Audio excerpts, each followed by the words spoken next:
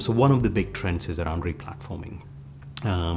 Insurance doesn't have a good reputation for legacy. Effectively, there is a lot of legacy technology within the industry that needs to be modernized.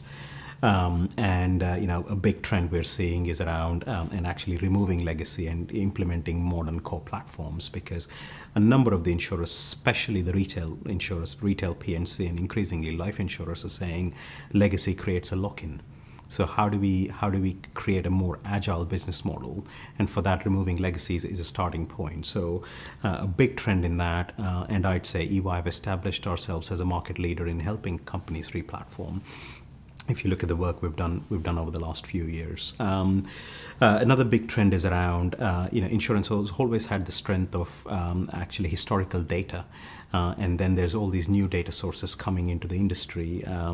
It's, how do you leverage data to make businesses more efficient? How do you leverage data to create a better customer experience, to give a better product, better price to consumers? So, in terms of actually how do we implement data and analytics to help insurers? So that's another big trend as well.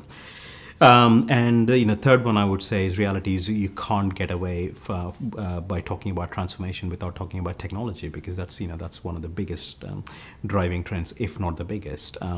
So a lot of insurers are looking at how do we leverage technology to create a better business model. Especially financial services industries are increasingly looking at themselves as a technology businesses that happens to deliver a virtual product. So a lot of organizations are looking at disruptive technologies, such as blockchain, IoT, AI, cloud, to look at how they can fundamentally transform their business.